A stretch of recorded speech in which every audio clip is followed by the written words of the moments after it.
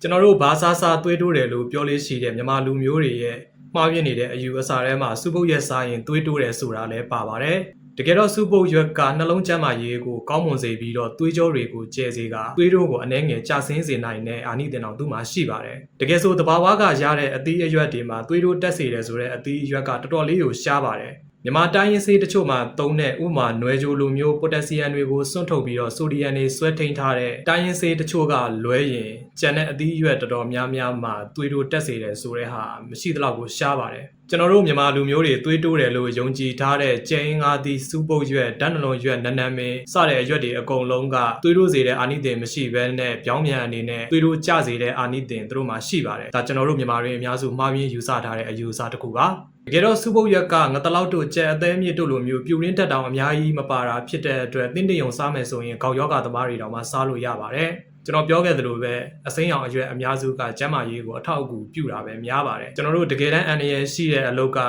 ကျွန်တော်တို့မြန်မာတွေဒီဆေးရွက်တွေကိုသုံးခွက်တစ်ခွက်တင်ကြိုပြီးတော့အတိုင်းအစားမရှိတောက်ကြတဲ့ဆေးဝါးဖော်ဆက်တဲ့ပုံစံမျိုးကသာကိုကျန်းမာရေးအတွက်တကယ်အန္တရာယ်ရှိတာဖြစ်ပါတယ်ကျွန်တော်ပြီးခဲ့တဲ့နှစ်ကဆိုကျန်းမာရေးလိုက်စားတဲ့အဖိုးကြီးတယောက်နဲ့အတူတူနေဘူးပါတယ်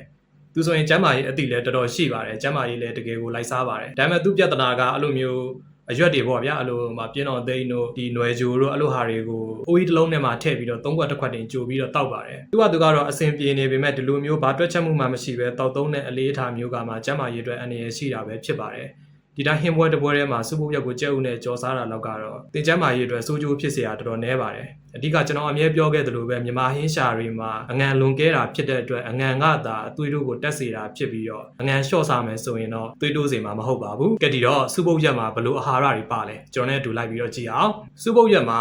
polyphenol flavonoid နဲ့phytochemical တို့လိုမျိုးဓာတ်တိုးဆန့်ကျင်ပစ္စည်း antioxidant တွေကျွဲဝစွာပါဝင်ပါတယ်။တချို့သောဓာတ်ခွဲလေ့လာမှုတွေအရအဲ့ဒီဓာတ်တွေကသွေးကြောတွေကိုကျဲစေပြီးတော့သွေးဖိအားကိုတက်စေမဲ့အစားကျစေဖို့တောင်အထောက်အကူပြုနိုင်ကြောင်းဖော်ပြထားပါတယ်။စုပုတ်ရက်မှာဗိုက်တာမင် A, ဗိုက်တာမင် C, ကယ်လ်ဆီယမ်နဲ့ဖိုင်ဘာဓာတ်တွေများစွာပါဝင်တဲ့အတွက်ပုံမှန်အားဖြင့်နှလုံးနဲ့သွေးကြောကျန်းမာရေးကိုအထောက်အကူပြုပေးတဲ့အရွက်စိမ်းတစ်မျိုးပဲဖြစ်ပါတယ်။စုပုတ်ရက်ကို biological name အနေနဲ့ Sanicalia pannata လို့ခေါ်ပါတယ်။ဒီပင်နဲ့ပတ်သက်ပြီးတော့လည်းလေ့လာမှုတွေအများကြီးပြုလုပ်ခဲ့ပြီးသားဖြစ်ပါတယ်။ဒီလေ့လာမှုတွေအရသွေးတိုးတယ်ဆိုတဲ့ဟာတော့တခုမှမပါပါဘူး။ဒီတော့စုပုတ်ရက်စားရင်ဘာလို့သွေးတိုးတယ်လို့ထင်ကြလဲဆိုတော့ကျွန်တော်ပြောခဲ့သလိုပဲခင်းထဲမှာစားတွေငပိတွေငံပြာရည်တွေနောက် flavor တွေအများကြီးထပ်ထည့်တာကဘာဟင်းကိုစားစားတင်းကိုသွေးတိုးစေမှာပဲဖြစ်ပါတယ်။ဒါစုပုတ်ရက်မှာမဟုတ်ပါဘူး။ကြက်ဥကြော်လည်းတင်ကြက်ဥကြော်ကိုဒီလိုပုံစံနဲ့ကြော်စားရင်သွေးတိုးမှာပဲဖြစ်ပါတယ်။ဒီတော့အရေးကြီးတာကအငံကိုလျှော့စားပါပြီးတော့ကိုလက်လှူရှာမှုများများလုပ်ပေးပါဒါဆိုရင်တော့သင်သွေးမတိုးဘဲနဲ့အစားအသောက်အများစုကိုစိတ်ချလက်ချစားသုံးနိုင်မှာပဲဖြစ်ပါတယ်သင်ကသွေးတိုးယောဂရှိတယ်သွေးတိုးကြစေတောက်နေရတယ်ဆိုရင်တော့သွေးတိုးကြစေနိုင်တဲ့အစားအစာတွေကိုဆရာဝန်နဲ့တိုင်ပင်ပြီးမှပဲ